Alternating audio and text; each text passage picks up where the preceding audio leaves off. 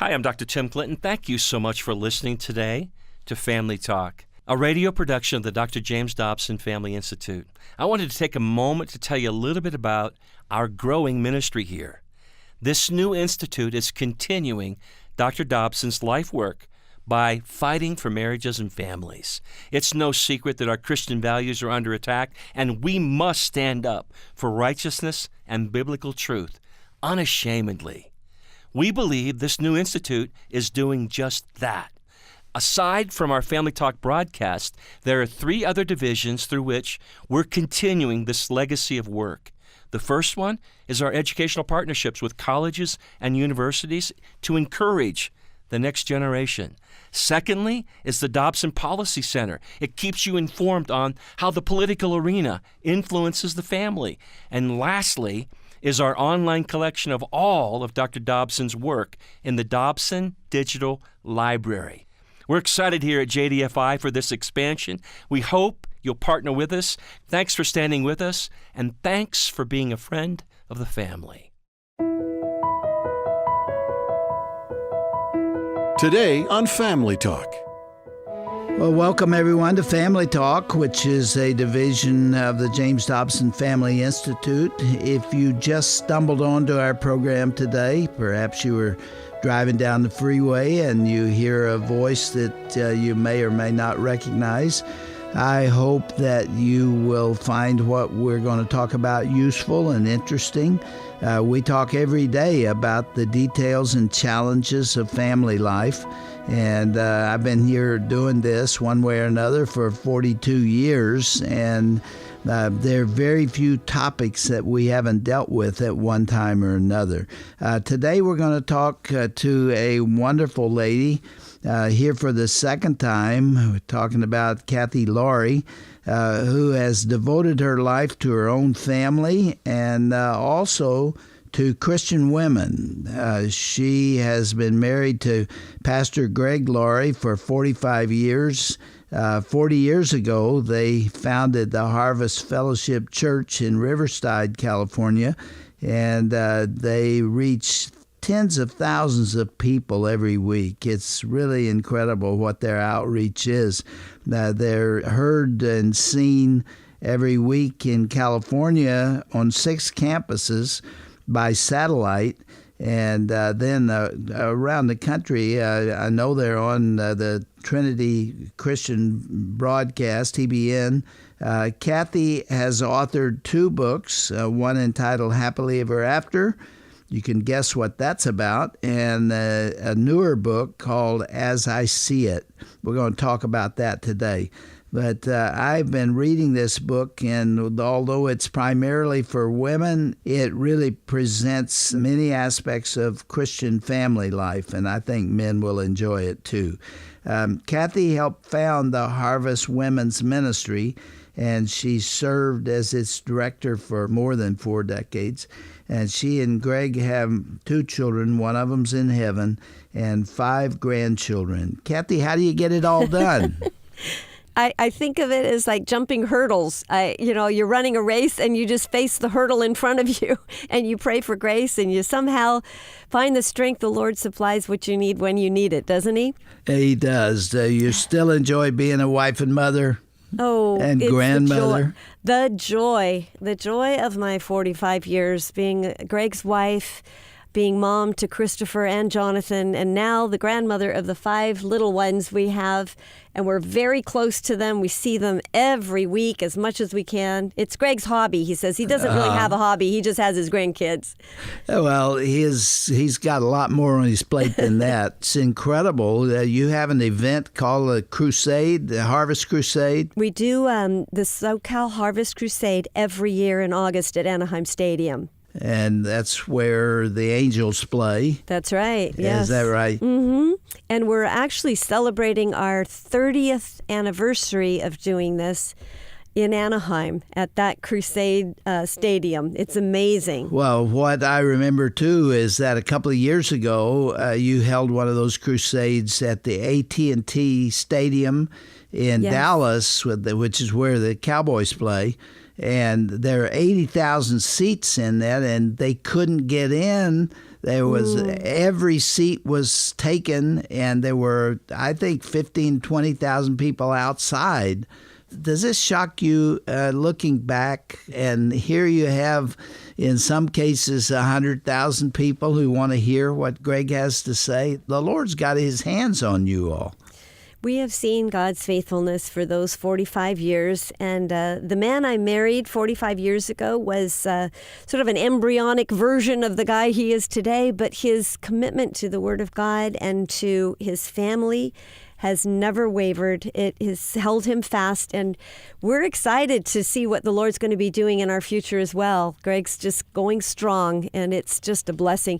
You know, there's that story of the turtle on a fence post. You've heard that. You know, if you see a turtle on a fence post, there's only one way, and that is someone put him there. And I've watched God do that in Greg's life.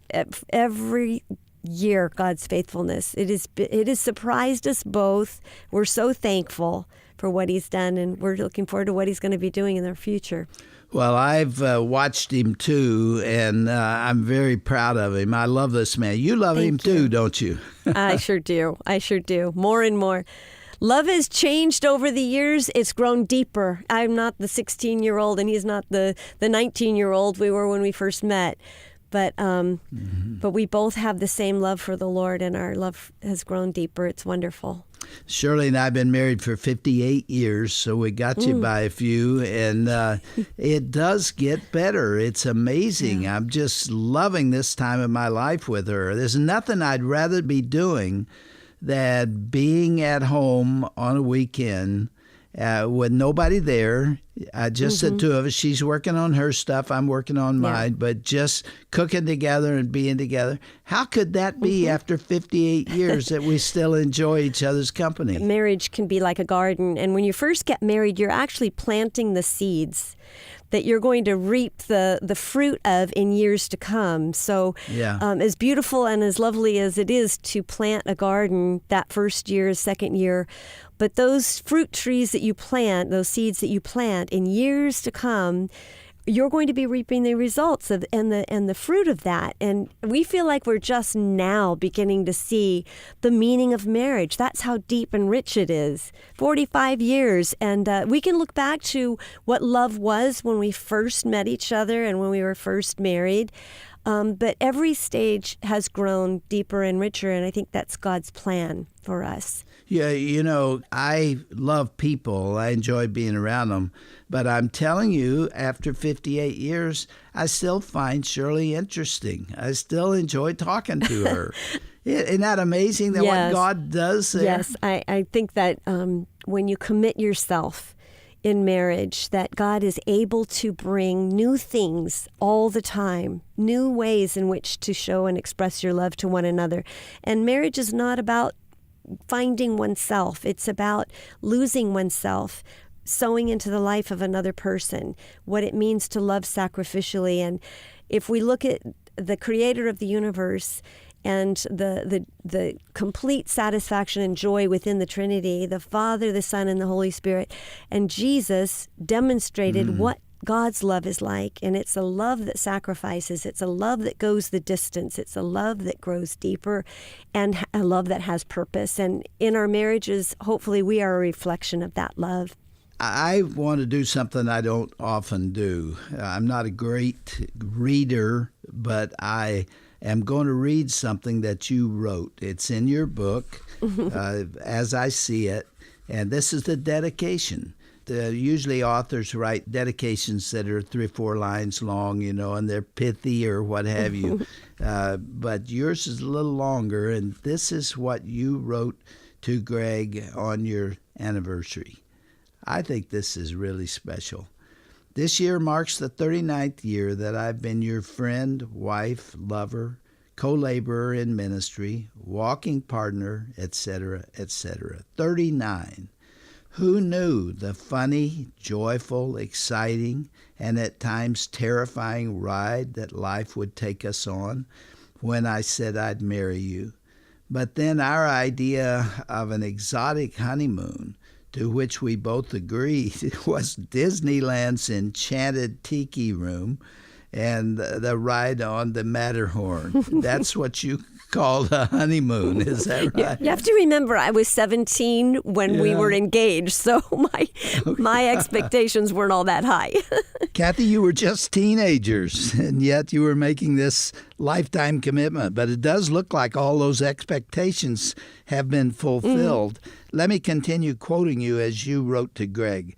I don't recall that you ever formally proposed. I just remember two pivotal conversations.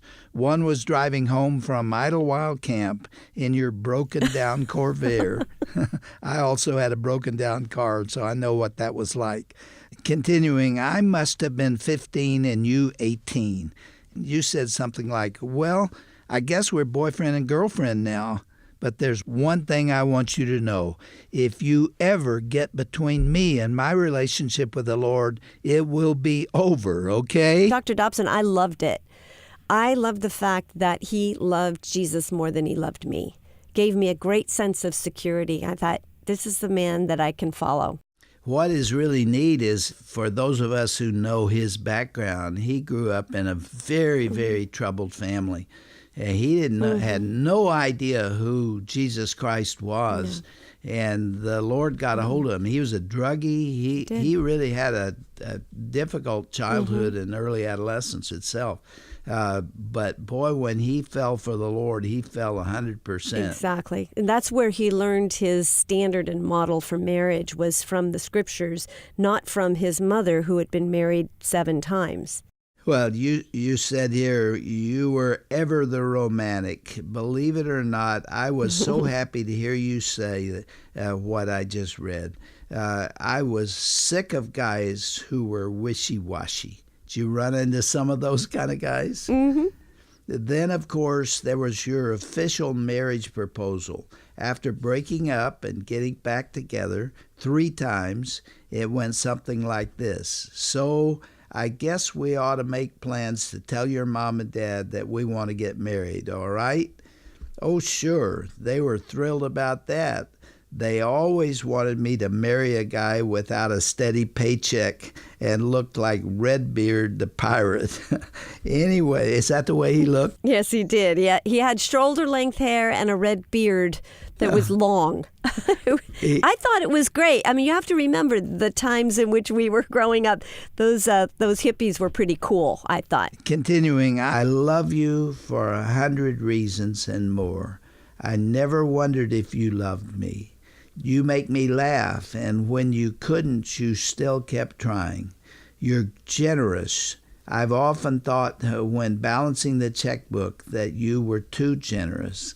I have never doubted that you were faithful. I always knew you would put God first above the kids and me. You are kind and forgiving, even when you've been hurt. You are never petty or vindictive. Okay, enough praise for one day. I think you get the rest of it.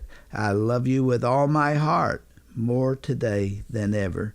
You said it best in a card that you gave me 40 years ago. Remember the dark ages when we used to write things on paper?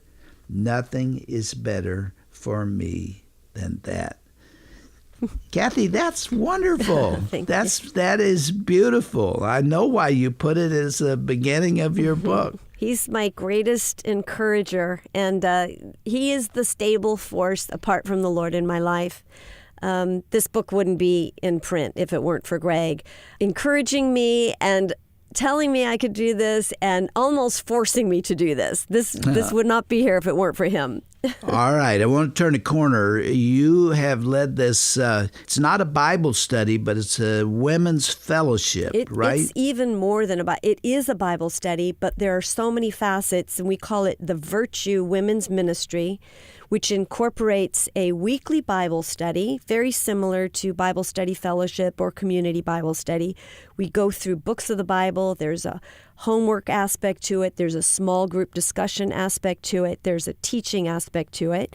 That's one facet. And then we have the Virtue website, which has everything on there that I think women would be interested in, everything from homemaking and crafting to blogs that I write to inspiring recipes, hopefully, that women will find the home a place to invest their lives. How many women come to these events? On a weekly basis, in September when we start up, we have almost 2,000 women, and this is in the Bible study. And then we have special events throughout the year where we bring in authors and speakers, and we love reaching into the lives of women. We understand how important it is. All right, you have dealt with a lot of women over the years. You know women. What can you tell us about women, especially in California, where the pace is so rapid and when that everybody is racing and running and huffing and puffing? What are their fears? What are their aspirations? What do they feel about marriage? Kind of give us a little overview of what you're learning. I know every one of them's different, but there are some trends. What can you tell us? Well, I think women in California are similar to women all over the country in the sense that they're forced to compare themselves with a standard that is impossible to meet. With social media and things like Instagram and Facebook, we're constantly forced to compare ourselves to a standard that's impossible to achieve. You're referring to beauty? Beauty, accomplishments. They need to be super everything. You have to be successful at work. You have to be athletically fit. You have to be beautiful. You have to be a mother and a wife, and you have meaningful relationships, all the while juggling all of these things to perfection. And we know that's not the reality of what we are. And there's a great deal of frustration and insecurity and the snare of living in the light of comparing ourselves to others. So what we try to do is pour into women's lives that the most important thing they can do is what the scriptures tell us, and that is that wisdom comes from seeking God.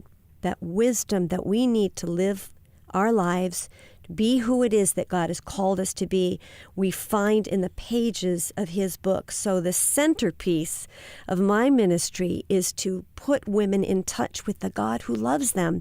And if we find our security and our identity and our worth in Him, we're going to be able to be what He's called us to be. Cathe, you said on page 177 that young women, wives and mothers, need help in decisions about everything. And you have written, every girl knows the feeling. We want to feel loved. We want to know that we matter. Despite all that we may have accomplished, there are lingering questions. Who am I? Why am I here? Where do I go for answers? Do you remember writing about that?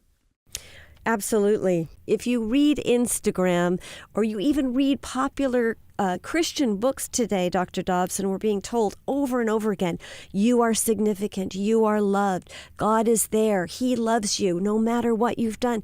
And it doesn't seem to be having its effect in our lives. And I think the reason for that is we've got our eyes on ourselves. Yeah. We're still looking to ourselves. We've got to get our eyes off of ourselves, look up to the heavens, look up to Jesus and the face of Jesus, and understand God sent His Son to die on a cross for us as individuals. Yeah.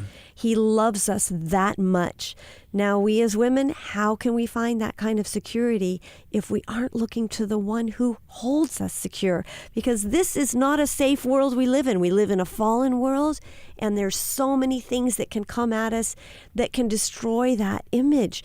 But God holds our identity securely in His hands, and He holds us as well. And no matter what comes our way, we can find the foundation and security for our lives in that. You know, Cathe, when I wrote the book Life on the Edge, which was written for those between 16 and 26, we wanted to find out a little bit more about that age group. And so we did focus groups and brought young people in. They weren't all Christians, and we asked them a lot of questions about their lives. And do you know that the number one answer that these young people gave to us, and again, this was not from a Christian community especially, the question they want answers to is, does life have meaning? You know, that's the challenge of this generation. Why do I have meaning? Who cares? What is life all about? And you can only find the answers to those questions, especially those relating to the afterlife. Is God going to hold me accountable? Is He real? Is He there? Does He care? Does He know me? All of those questions can only be answered in a relationship with Jesus Christ. And the world is more confused than ever about who they are. You're going to see a constant change and shifting as culture and different winds blow through in trends. God's so wonderfully gracious in allowing us in this generation to have at our fingertips, at the click of a mouse or the keyboard, access to the Bible. Never have the scriptures been more available to us. If God is not in this generation matching the lies out there with the proliferation of His truth, it's so easy to access if we would just look in the right places for it.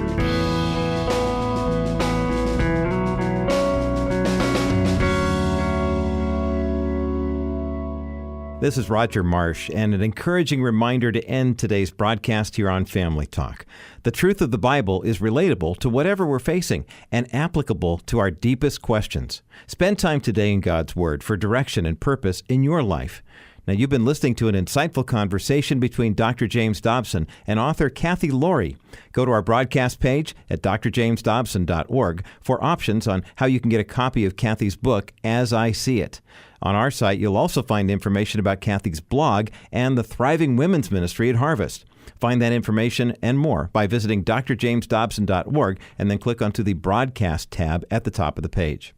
While you're on our site, be sure you also check out our Station Finder feature. This tool allows you to see when Family Talk is airing on the many radio affiliates we have nationwide and internationally for that matter. Go to the broadcast menu at drjamesdobson.org and click on the Family Talk Radio Stations button. From there, you'll see our entire radio network on an easy-to-use interactive map. Click on your home state to see when and where you can listen to Dr. Dobson. Take advantage of this feature when you visit drjamesdobson.org.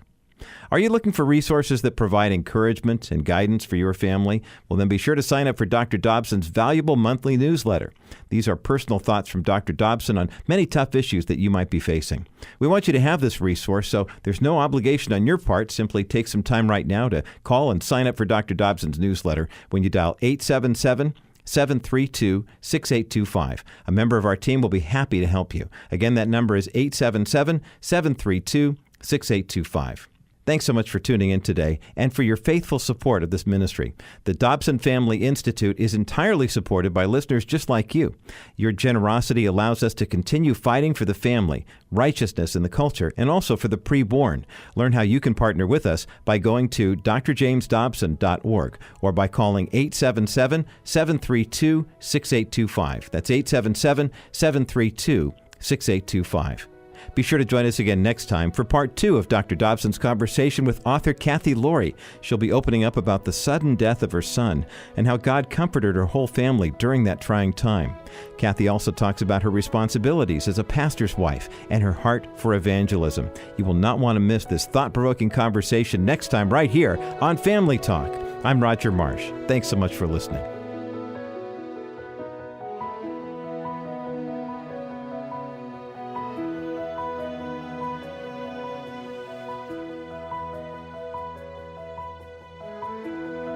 This has been a presentation of the Dr. James Dobson Family Institute.